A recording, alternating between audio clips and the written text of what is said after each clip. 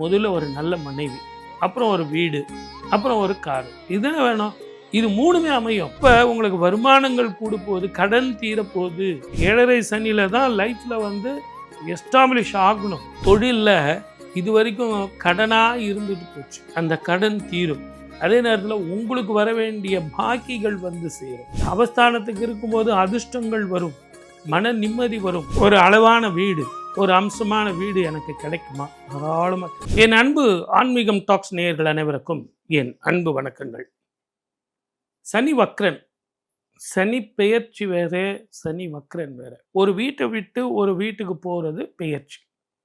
ஆனால் வக்கரத்தில் போறாரு அப்படின்னா பின்னோக்கி பார்க்கிறார் அப்படின்னு அர்த்தம். அப்போ மற்ற கிரகங்கள் வக்ரம் ஆகுறதான அர்த்தங்கள் வேறு, இந்த சனீஸ்வரர் வக்ரமாவது வேறு. சனீஸ்வரர் தான் இருக்கும் இடத்திற்கு 3ஆம் இடத்துல இருந்து 5ஆம் இடம் வரை செவ்வாய் டிராவல் ஆகிற காலம்தான் சனி வக்ரன். சனீஸ்வரர் வந்து 135 நாள் மாறப்போறார். 27/7/2026 இருந்து 12 டிசம்பர் மாதம் அது வரைக்கும் அவர் வக்கரத்தில் போகிறார். ஆகவே 12 ராசிக்காரர்களுக்கும் இது எப்படி இருக்கும்? ஒரு கிரகம், அதுலேயும் ஒரு துஷ்ட கிரகம் அப்படிங்கிறது, ஏற்கனவே அவர் பலம் மிகுந்தவர், மிகப்பெரிய அனுபவத்தை கொடுக்கக்கூடியவர். ஒரு மனிதனுடைய வாழ்க்கையில் 7.5 சனி, அஷ்டம சனி, அர்த்தாஷ்டம சனி, இந்த சனீஸ்வரனுடைய பிடியில் மாட்டாதவங்களே யாரும் கிடையாது. மன்னனாக இருந்தாலும் சரி, மனிதனாக இருந்தாலும் சரி, யாராக இருந்தாலும் 7.5 சனியில் மாட்டியே தீரணும். வாழ்க்கையில் அனுபவங்கள் வந்தே தீரும். அப்படிப்பட்ட அனுபவங்கள் வந்து மிகப்பெரிய திருப்பமான வாழ்க்கையை கொடுத்தாலும் உங்களுடைய ஜாதகத்தில் எப்படி இருக்குங்கிறத பார்க்கும். அவங்களுக்கு முத்தாய்ப்பாக 3 பலன்கள் சொல்லுங்க சார். ஒரு வார்த்தை சொன்னாலும் திருவார்த்தையாக இருக்கணும். 12 ராசிக்காரர்களுக்கும் முத்தான 3 அதிர்ஷ்டங்களை பார்ப்போம். 3 அதிர்ஷ்டங்கள், அதுவும் முத்து முத்தா வேணுமா மேஷராசிக்கு? அது எப்படி முத்தான 3 அதிர்ஷ்டம் பார்க்கலாமே, இல்லைங்களா? 1, திருமணம் ஆகாதவர்களுக்கு திருமணம் நடக்கும். குழந்தை பாக்கியம் இல்லாதவர்களுக்கு குழந்தை பாக்கியம் கிட்டும். இதை எல்லாத்தை விட சொத்து சேரும். இந்த 3 அதிர்ஷ்டத்தை விட, 3 முத்தான பலனை விட, 3 ராசியான பலனை விட முத்தான பலன்கள் வேற என்னங்க வேணும் நமக்கு? என்னன்னா, ஒரு மனிதன் சந்தோஷமாக வாழறான்னு வச்சுங்க, ஒரு நல்ல வேலை இருந்ததுன்னா முதல்ல ஒரு நல்ல மனைவி, அப்புறம் ஒரு வீடு, அப்புறம் ஒரு காரு. இதுதானே வேணும். இது மூணுமே அமையும். வக்கரத்தில் இருந்தால் கூட உங்களுக்கு எங்கே போகிறார்? லாபஸ்தானத்தில் போய் பார்க்க போகிறார். லாபஸ்தானத்துக்கு இருக்கும்போது அதிர்ஷ்டங்கள் வரும், மன நிம்மதி வரும். ஊர் விட்டு ஊர் போகிறதோ, இடம் விட்டு இடம் மாறுறதோ, நாடு விட்டு நாடு போகிறதோ, ரொம்ப நாளாக எங்கள் மேலதிகாரிகள் தொல்லைகள்னு சொன்னதெல்லாம் தீர்ந்து, சபாதோஷம், நாகதோஷம், பித்ருதோஷம், எத்தனையோ தோஷம், இந்த தோஷம்லாம் போய் திருமணம் வந்து பொருத்தம் பார்க்கும்போதே நல்லா இருக்குது சார் அப்படின்னு உங்கள் குடும்ப ஜோசியர் சொல்ல, நேராக போய் பார்த்தீங்கன்னா பொண்ணுக்கு உங்களை பிடிக்க, உங்களுக்கு பொண்ணை பிடிக்க, கெட்டி மேளம் கொட்டியே தீரும். அற்புதமான ஒரு திருமண வாழ்க்கை உங்கள் வீட்டில் அமையும். எனக்கு கல்யாணம் முடிஞ்சிடுச்சு சார், ஆனால் குழந்தை பாக்கியம் இல்லை, ஒரு 2-3 வருஷமாக இருக்குது, குழந்தை பாக்கியம் இல்லை அப்படிங்கிறவங்களுக்கு குழந்தை பாக்கியம் கிட்டும். அதே மாதிரி தான் நான் ஃப்ளாட் வச்சுருக்கேன், ஒரு சின்ன ஒரு வீடு வாங்கலாமா? ஒரு அளவான வீடு, ஒரு அம்சமான வீடு எனக்கு கிடைக்குமா? தாராளமாக கிடைக்கும். அம்சமாக கிடைக்கும், பயப்படாதீங்க. அதே நேரத்தில் உங்கள் ஜாதகத்தில் ஊர் விட்டு ஊர் போகிறதோ, நாடு விட்டு நாடு போகிறதோ அற்புத பலனையும் சந்தோஷத்தையும் கொடுத்தே தீரும். இதுதான் உங்கள் ஜாதகம். இது 7.5 சனி நடந்துக்கிட்டு இருக்கேன், எனக்கு வந்து இந்த நேரத்தில் வக்கரத்தில் வேற போய்கிட்டு இருக்கேன், நான் அதை பார்க்காம பலன் சொல்வேன். அப்போ நான் பார்த்துக்கிட்டு இருக்கும்போது லாபஸ்தானத்தில் போய் வக்கரம், சிரசு சனியாக இருந்தவர் லாபஸ்தானத்தை பார்க்குறார். அப்போ உங்களுக்கு வருமானங்கள் கூட போகுது, கடன் தீரப்போகுது, இல்லைனா சுப கடன் ஏற்பட போகுது, வெளிநாட்டுக்கு போகிறதுக்கான பேங்க் கடன்கள் ஏற்படும். ஏற்கனவே உங்களுக்கு குழந்தைகள் இருந்தால் அவங்க திருமண வாழ்க்கை, அவங்கள வெளிநாட்டுக்கு அனுப்புறது, அவங்கள படிக்க வைக்கிறது, அவங்க படிப்பு செலவுக்காக பண்ணுறது, இப்படின்னு சுப செலவுகள் உங்களுக்கு காத்துக்கிட்டு இருக்கு. ஆகவே 7.5 சனியில் தான் லைஃப்பில் வந்து எஸ்டாப்ளிஷ் ஆகணும். இந்த 7.5 சனியில் தான் நீங்கள் அச்சீவ் பண்ணணும். ஆனால் அனுபவ காலமாக இருக்கும். பணத்தோட அருமைனா என்ன? பசினா என்ன? இதெல்லாம் தெரியக்கூடிய காலமாக இருக்கும். கவனமாக இருந்து செயல்பட்டீங்கன்னா, கைக்கு எட்டுனது வாய்க்கு எட்டும், வள்ளலாக மாறலாம். தொழில்ல இதுவரைக்கும் கடனா இருந்துட்டு போச்சு. அந்த கடன் தீரும். அதே நேரத்தில உங்களுக்கு வர வேண்டிய பாக்கிகள் வந்து சேரும். தொழில் இரட்டிப்பாக மாறும். உங்களுக்கு பிசினஸ்ல வந்து நெறைய பார்ட்னர்ஸ் அவங்க வந்து சேருவாங்க. அவங்களால உங்களுக்கு மன நிம்மதியும், சந்தோஷமும் வரும். இதை எல்லாத்த விட மேலதிகாரிகள் உங்களுக்கு தொல்லையாக இருந்தது போகும். உறவுகள் மேம்படும். குடும்பத்தில உற்சாகங்கள் நல்லா இருக்கும். அற்புதமா இருக்கும். இவங்க முதல்ல இந்த சனீஸ்வரர் வக்கரத்தில போறதுனால, ஒரு முறை திருச்செந்தூர் போயிட்டு வந்தீங்கன்னா, குரு வழிபாட்டுக்கு சரிசமமானது. குருவருளோட திருவருளும் சேர்ந்து இருக்கிறது தான் திருச்செந்தூர் முருகப்பெருமான். அதுலயும் உங்களுக்கு ஏற்கனவே வேற 7.5 சனின்னு சொல்ட்டேனே, வக்கரத்தில இருக்காருன்னு சொல்ட்டேன். ஆகவே குருவருளும், திருவருளும் சேர்ந்து வழிபட்டீங்கன்னா, கடல்ல குளிச்சிடுங்க.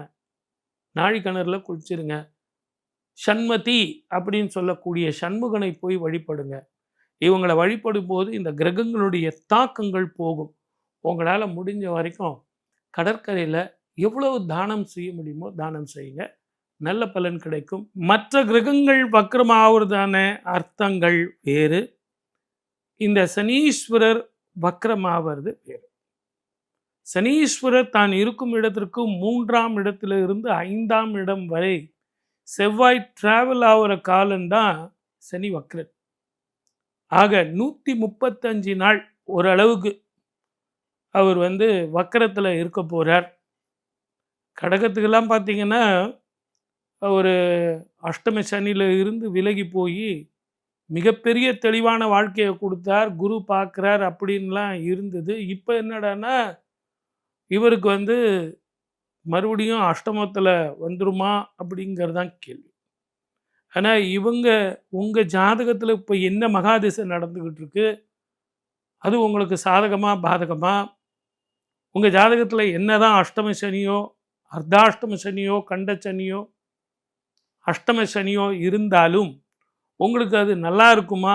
ஏன்னா வக்கரத்தில் ரொம்ப பலம் அதிகம். ஒரு கிரகம், அதுலேயும் ஒரு துஷ்ட கிரகம் அப்படிங்கிறது ஏற்கனவே அவர் பலம் மிகுந்தவர், மிகப்பெரிய அனுபவத்தை கொடுக்கக்கூடியவர்.